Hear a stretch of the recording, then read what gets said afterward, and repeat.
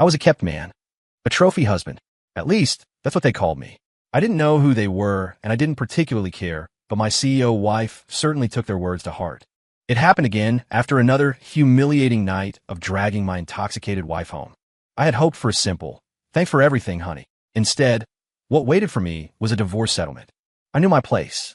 I was ready to leave with nothing but the clothes on my back. But after I walked away empty-handed, why did they all come looking for me? "Ms. Sterling, this must be your husband? Where is he working these days?" Hearing that question, I suddenly tensed up. I was a man living off his wife. Currently, I was squeezed into a fitted tuxedo, sitting in the middle of a high-society gala that I had no business attending. The suit wasn't tight because of the cut. It was tight because it was the first gift my wife had ever given me back when we were still in college. And my wife, Serena Sterling, sat right beside me. She looked like an angel who had fallen to earth, socializing with the elite, graceful, and poised. She was born for this glittering world. After all, she was old money. We met in college. She was the untouchable heiress. I was the poor kid with nothing. We were a mismatch in every sense of the word. I had felt inferior about the gap between us, but I chose to be with her anyway. Because I remember my wife telling me, with her own lips, that she loved me. I didn't recognize the man asking the question. Serena never introduced me to anyone. I cast a pleading glance at her, but she didn't meet my eyes. She seemed completely indifferent. I could only brace myself and smile awkwardly. I'm currently between jobs. Mostly I take care of things at home for Serena. Oh, the man's expression shifted into something amused. He turned to Serena. "Ms. Sterling, I never would have guessed. We always assume that behind every successful woman stands an even more successful man. Turns out you've achieved everything today on your own. It really makes us men feel inadequate." Ha ha ha. The circle of high society elites, people I had nothing in common with, burst into laughter. But my wife, Serena, didn't smile. She didn't even play along with their banter. From that moment on, for the rest of the gala, she didn't smile once, nor did she look at me again. I just remember she drank a lot. A lot. The party wasn't even over when Serena was already wasted, barely able to stand. As her husband, naturally, I stepped in to fend off the rich playboys trying to offer her a ride home. I shielded Serena in my arms, and we stumbled toward the exit. Behind me, the mocking voices seemed to get louder. "Right, she's married. Who are we to offer a ride? Don't tell me you actually forgot about Ms. Sterling's husband? With her status, why would she keep a mooch like that around? Sure, keep it down. He hasn't left yet. He walks so slow. Is that trophy husband useless or what? Probably only knows how to eat soft rice. Can't do anything else, I bet."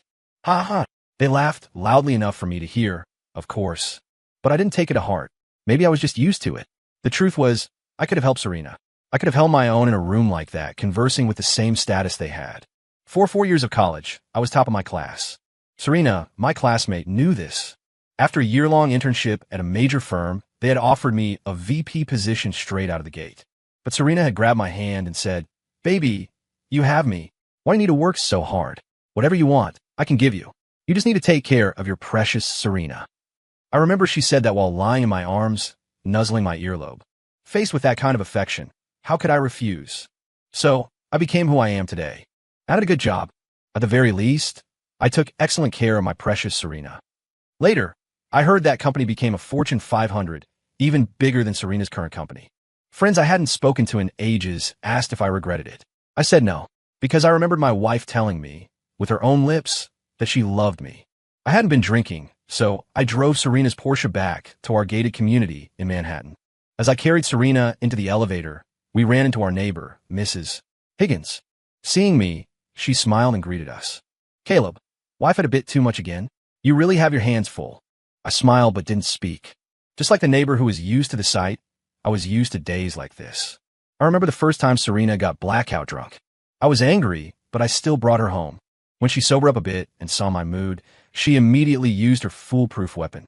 She flashed a charming smile, hugged my arm, and whined softly, "Hubby, don't be mad, okay? Look at me. I'm your little Serena. I know I drink too much, but it's business. Thank you for picking me up. I promise never again. If I do it again, you can punish me. No sleeping in the bed." Thinking back on it now, I couldn't help but smile with genuine tenderness. Back then, Serena's face was always full of smiles. We never expected that the first time wouldn't be the last. Later, the drunkenness became frequent, and the affection became rare. Yet every day, I personally cooked for her, prepared hot soup, ran her bath. I stood downstairs at her galas early, waiting to take her home. Rain or shine. Even if I didn't get a kiss or a hug. Even if I waited for hours. Even if I had a high fever. Because I remember my wife telling me, with her own lips, that she loved me. Today was the same as always. I took off her Valentinos, carefully removed her sheer black stockings, and changed her into lightweight silk pajamas. Serena's body was perfect, flawless. But my heart only felt an ache. I worried about the toll the alcohol was taking on her. After doing all this, I quickly went to the kitchen, prepared a bowl of steaming hangover remedy tea, and returned to the bedroom. But I found Serena sitting on the edge of the bed, legs crossed, looking surprisingly sober. She was staring at me quietly. I don't know why, but the look in her eyes gave me a bad feeling. I tensed up again, but I didn't overthink it. I walked forward with concern. Serena, how are you feeling? I made you some tea, and the bath is ready. Drink this, rest a bit, and go take a hot soak. I didn't expect her to say, thanks, honey, like she used to years ago. But I certainly didn't expect what she said next. Serena looked at the bowl of soup in front of her, her voice so cold it felt like I was talking to a stranger. Caleb, do you think you have any dignity left? What? I didn't know if I couldn't believe my ears, or if I couldn't believe Serena was the one saying it. Serena looked impatient. Stop pretending. You know exactly what I'm talking about. Crash. Serena knocked the bowl from my hands. It smashed against the floor, porcelain shards scattering everywhere. It felt like more than just a fine ceramic bowl had shattered. Something inside my body felt like it had broken too. I didn't look at Serena's eyes. The light in her pupils scared me. I squatted down, trembling slightly, and carefully picked up the shards. I tried to keep my voice steady. You don't like wearing slippers. You like walking barefoot. If you step on this, I'll be heartbroken. You're drunk. Your emotions are unstable. Don't worry. I'll go to the kitchen and get another bowl. I was talking to myself, really, because I remember my wife telling me, with her own lips, that she loved me. But a second later, Serena's shrill voice cut through the air. Caleb, enough. Does being a mooch, a kept man every single day, give you some kind of purpose? A shard of porcelain sliced my hand. Blood dripped softly onto the expensive rug. I looked up at Serena, who was still sitting there, and asked in disbelief, What did you say? How can you say that? Why can't I say it? Serena's cold eyes stared straight at me. Is it because of what those CEOs said today? My emotions were finally spiraling out of control. Serena looked at me with disappointment. You think it's just them? If they didn't tell me every day, would I have ever seen you for who you really are? They. I stepped forward frantically and grabbed Serena by the shoulders. Who are they? I had heard the terms trophy husband and mooch plenty of times. Not any less than Serena had. But I never cared. Not unless the words came from Serena herself. Serena pushed me away. My blood smeared onto her expensive silk robe. She didn't care. She just looked at me coldly and said flatly, You don't deserve to know. I don't deserve to know. I remember those words. Serena had used them before, more than once, but never directed at me. Before, it was directed at the people who questioned our relationship. The people who said I wasn't good enough for the Sterling family. Back then, Serena had stood in front of me protectively, stared those people down, and said, What gives you the right to judge us? You don't deserve to know. But now, I was the one she was pushing away. It didn't make sense. I didn't believe it. Because I remember my wife telling me, with her own lips, that she loved me. Did I remember correctly? I didn't know anymore. I couldn't breathe. Was it pain? Yet, within that pain, why did I feel a sense of relief? Like I had been waiting for the other shoe to drop, and now it finally had. Serena seemed to misinterpret my silence. She got agitated. What's with that look? Am I wrong? Are they wrong? Aren't you just a soft man living off a woman? You act like you take such good care of me, but what's the real reason? Isn't it just because you want a piece of my fortune? If you didn't have me, what would you have? What would you even be? Serena's voice grew more and more hysterical. She seemed to be crying, but I didn't register it. I just stared blankly at the blood-stained porcelain shard in my hand. I placed the shard on the nightstand, ignoring my bleeding palm. I turned to look at Serena and said the words I never thought I would say. Since you put it that way, let's get a divorce. I saw it. A flicker of struggle in Serena's eyes. She bit her lip, but the hope that had just risen in me was instantly crushed. She reached directly into the drawer of the nightstand and pulled out a document. Since you brought it up, sign it. A divorce agreement. Serena had been ready. She had already signed her name, Serena Sterling, in bold ink. She even had her speech prepared. I prepared a card for you. There's $1 million in it. Also, I'm giving you this condo. Consider it compensation for taking care of me all these years. Sign it. No. From that moment on, my tone became just like Serena's, void of emotion. I'm leaving with nothing. A clean break. Yeah, you said I was with you for your money? Since in your eyes, our love is only worth a payout. Then let me tell you, to me you, Serena Sterling, are now worth nothing. After saying that, I picked up the pen with my bleeding hand. I signed my name on the agreement, leaving a smear of blood next to the signature. Then I turned and walked away. As I left the room, I heard the sound of something shattering again inside, but I had only brought in one bowl. I must have misheard. I never imagined my life after divorce would be so easy. Even though I just found a shabby rental apartment, I could sleep until I woke up naturally. No need to get up at 5 a.m. to buy fresh groceries and hand-make Serena's favorite breakfast. No need to prepare lunch according to her dietary needs and deliver it.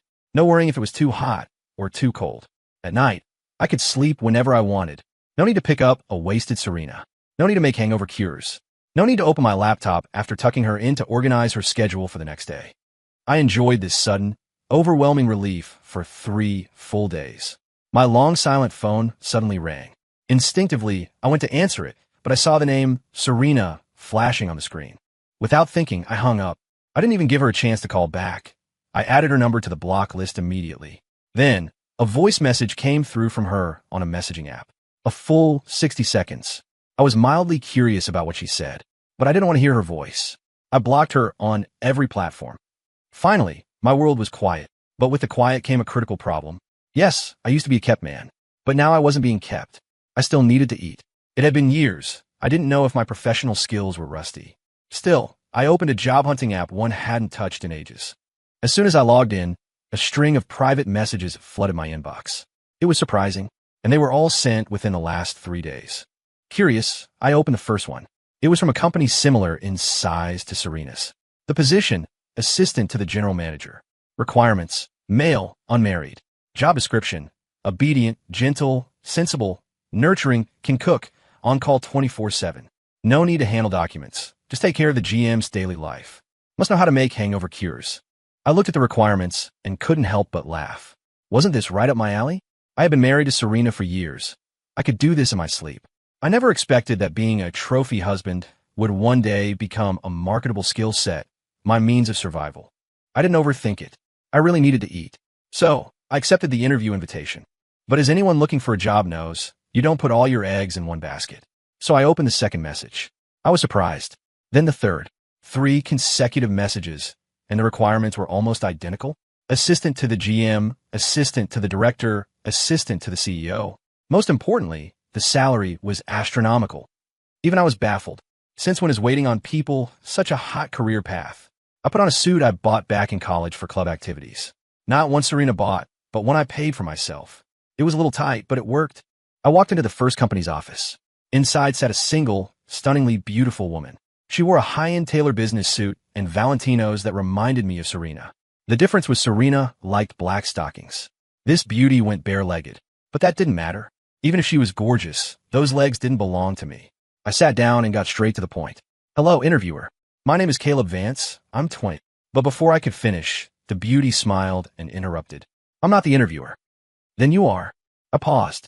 I'm Mila Kincaid, she said, and the person you're applying to assist is me. Huh. I didn't react immediately. Mila continued. What's wrong? Is there a problem? I shook my head quickly, adjusting my demeanor. Naturally, I needed to leave a good impression on the boss to get hired. Hello, Ms. Kincaid. Seeing my nervousness, I thought I heard Mila chuckle, which was strange. Unexpectedly, she didn't ask for a self-introduction. Instead, she asked, Your name is Caleb Vance? Yes. You're unmarried? Yes. Really? Mila's voice sounded almost playful, which made me insecure. I gave a helpless smile. I'm sorry, Ms. Kincaid, I can't lie to you. I am indeed unmarried, but the reason is that I just got divorced a few days ago. Is that true? I don't know why, but Ms. Kincaid seemed incredibly excited. She even stood up. I asked awkwardly, Ms.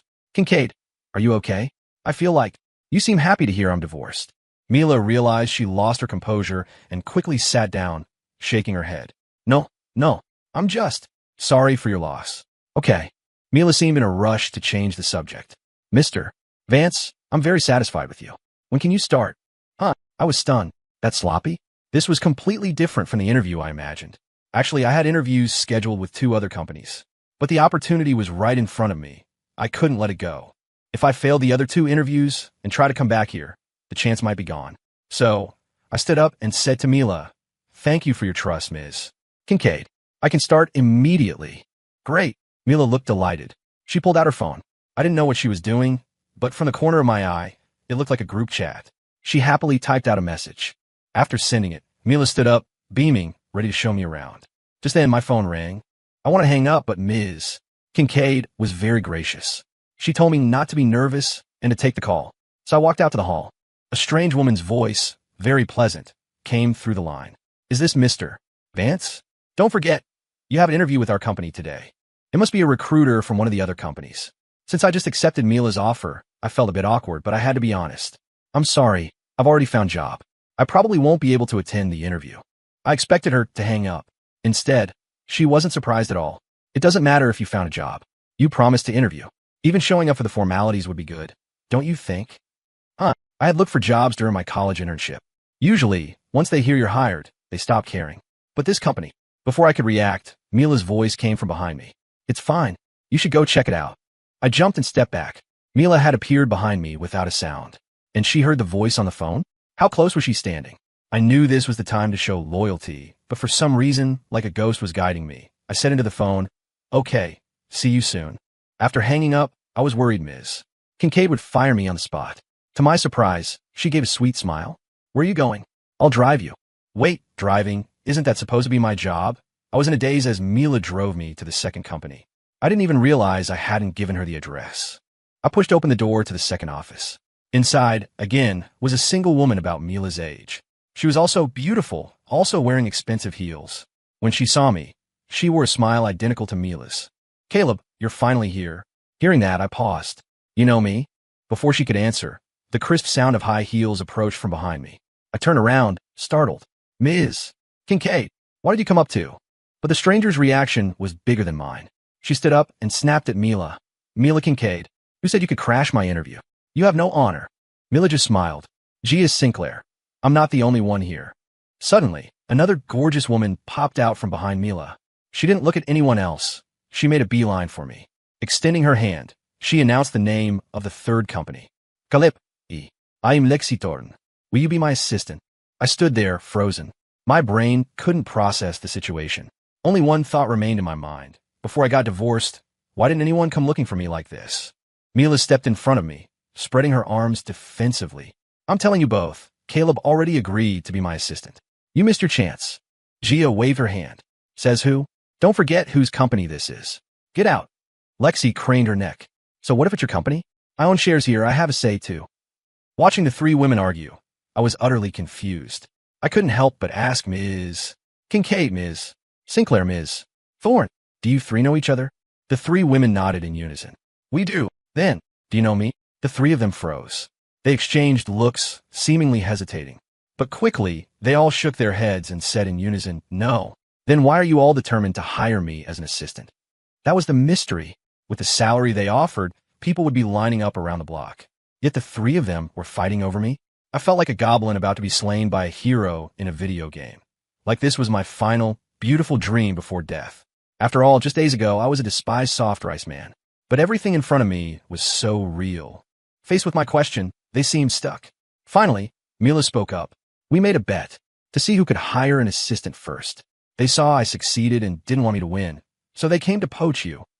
She said it with such conviction, it almost made sense. I nodded, accepting the excuse. Seeming worried I might dig deeper, Mila quickly added, "All right, you two, stop trying to steal him. I'm hungry. Caleb, you can cook, right?" I nodded without thinking.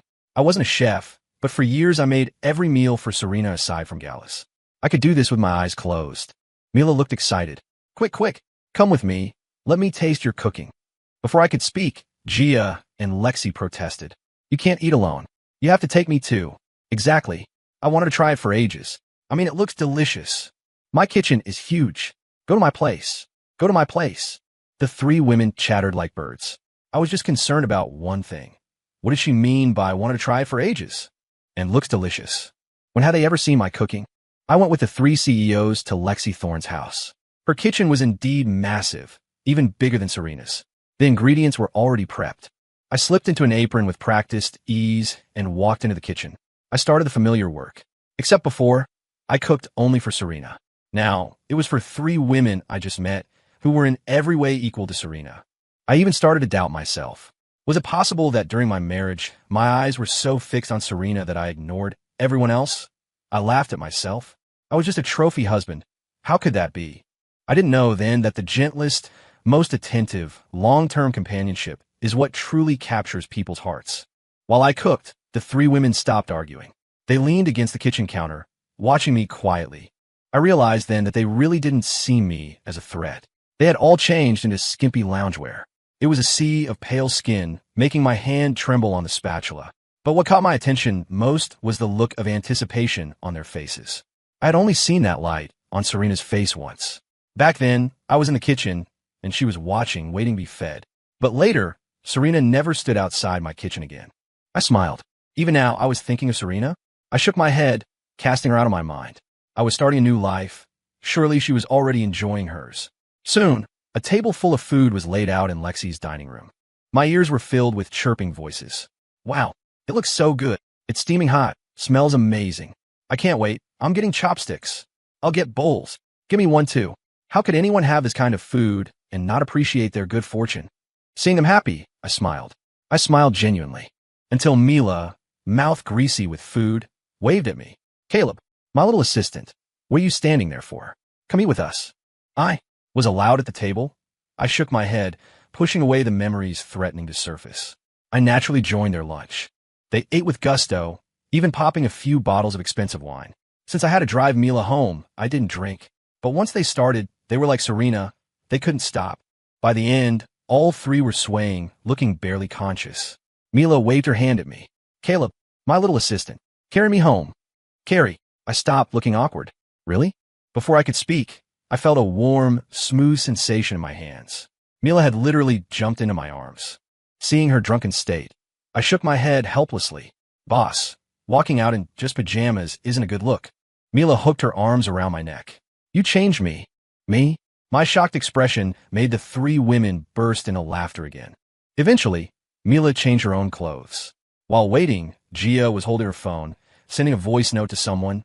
Baby, I'm at Lexi's. I'm drunk. Can you come pick me up? I assumed it was her boyfriend. A long time later, Mila finally emerged, dressed. In the end, I was carrying Mila, who was wearing Valentinos and showing a lot of leg. Resigned, I carried her to the front door. Just then, the doorbell rang. Not thinking much, I opened the door with one hand. But the next second, a voice, haggard, exhausted, yet incredibly familiar, cried out from the hallway. Caleb, why are you here? Serena? My voice stiffened. Standing at the door was Serena Sterling. She looked terrible. Her complexion was dull, and she had lost a lot of weight. Mila, still in my arms, and Lexi and Gia behind me, all stopped their noise. Lexi even turned to Gia and asked dramatically, Who did you call to pick you up? Gia covered her forehead in panic. Crap, I forgot about that part. It was only then that I understood. They were Serena's best friends. Honestly, seeing Serena, I instinctively tensed up and wanted to drop Mila. But then I thought, why? We're divorced. So, I actually tightened my grip on Mila. Serena gritted her teeth and shouted, Put her down, right now. Ms. Sterling. My cold voice made Serena's face turn pale instantly. I didn't care anymore. We are divorced. I am simply doing my job. Moisture flooded Serena's eyes instantly. Her voice trembled, but she turned her glare to Mila in my arms. Mila Kincaid, I need a reasonable explanation. Maybe it was the alcohol, but Mila craned her neck and yelled back. Why do I owe you an explanation? You were the one who wanted to divorce Caleb. You already divorced him, so are we not allowed to get close to him? You gave up a man who loved you so much. What? Now you see him and you're jealous. You guys. Hearing Mila's rapid-fire retort, Serena's body began to shake violently. Tears streamed down her face uncontrollably. But back then, you were the ones urging me every day to divorce Caleb. After screaming those words, Serena seemed to lose all her strength.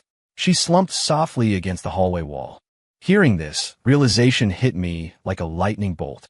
So Mila, Gia, and Lexi, they were the Serena said I didn't deserve to know. Caleb, don't be mad. I'll explain later. Mila whispered an apology I barely heard. Then she shouted at Serena. Did you truly love Caleb? If you really loved him, how could our gossip sway you? In the end, wasn't it because deep down you believed what we said was true? Deep down, Didn't you think Caleb was just a mooch, a soft rice man? You stopped loving him first. What right do you have to lecture Caleb? What right do you have to lecture me? Mila had a point. Drained of all energy, Serena could only weep, shaking her head constantly. No, that's not it. It really isn't. Serena looked pitiable, but then I looked at my hand, still wrapped in gauze. I took a deep breath and said nothing. I carried Mila past Serena. As we entered the elevator, I could still hear Serena's sobbing, broken voice. Caleb, don't go. Don't go. But the elevator doors closed. Once the doors shut, Mila carefully climbed down from my arms. She looked at me with eyes that seemed almost fawning. Caleb, I'm sorry.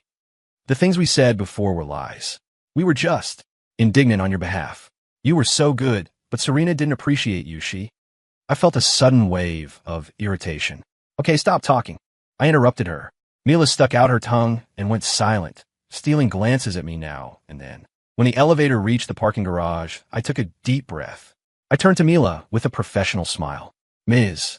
Kincaid, let me drive you home. I noticed Mila's face fall. She stepped forward as if to say something, but ultimately bit her lip. She swayed as she walked toward her car. I thought that was the end of it. Serena would live her life, and I would just be Mila's assistant. I didn't expect that the next day, when I went to pick Mila up from work, I would find Serena in Mila's office. Both were sitting there, silent, their expressions clearly unhappy. But what did that have to do with me? I said flatly, Ms. Kincaid, finish up. I'll wait outside. Just as I turned to leave, Serena suddenly lunged forward and grabbed my arm. Tears fell freely as she looked up at me, her eyes full of pleading. Don't go. Caleb, I beg you, don't leave me, okay? I don't want a divorce anymore. Let's not divorce, please. I was wrong before. I'll change. I promise. Please forgive me. Forgive me. With physical contact, I realized how thin she had become. She was in bad shape. I knew that after I left, no one picked her up. No one cooked for her. No one brought her food or reminded her to eat. No one made her hangover tea. Mila didn't say a word the whole time. Neither did I. But Serena, holding my arm, slowly sank to her knees in front of me. She looked up, eyes brimming with desperate tears. Caleb, let's start over, okay? Just like when I proposed to you. Proposed? Yeah. Back then, because of my insecurity, I never dared to say the word marriage. In the end, it was Serena. Never mind. My heart suddenly felt released. I gently pulled my arm from Serena's grip and said calmly, I'm sorry, Ms. Sterling. I'm just Ms. Kincaid's assistant. That day I left. Mila left too, but Serena stayed in that office and didn't come out. We didn't know what she did in there. But from that day on, wherever Mila was, I would see Serena. While I waited for Mila, a cup of steaming coffee would appear next to me. Sometimes when I returned to the car, there were new clothes on the driver's seat. I didn't say anything, but I accepted them. Later, the three best friends, Mila, Gia, and Lexi, planned a beach vacation together. As the sole assistant for the trio, naturally, I was responsible for lugging the bags. As I walked out of the airport carrying bags big and small, a vibrant figure suddenly appeared in front of us. It was Serena. She was wearing a short skirt, the exact outfit she wore the first time we met in college. The haggard look was gone. Her smile was sunny and bright. It was just like that afternoon freshman year on the quad. Serena was like a ray of warm sunshine walking up to me. Looking into my eyes, she said crisply, Hi there. Can I get to know you? I am Serena Sterling. I don't know why, but like a ghost guided me. I replied, I'm Caleb Vance. Serena smiled, even brighter than before. Caleb Vance, you are so handsome. May I start chasing you? Chasing me? Before I could react, Mila was the first to object.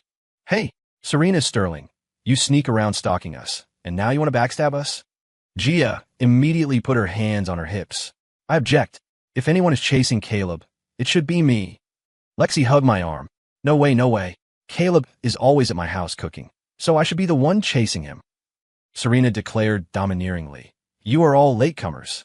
The fact that I'm giving you a fair chance to compete is already generous of me. What fair competition? The four women bickered loudly in the airport lobby. I stood in the distance with the luggage, watching them. I shook my head and laughed helplessly. I'm just a trophy husband. Story end.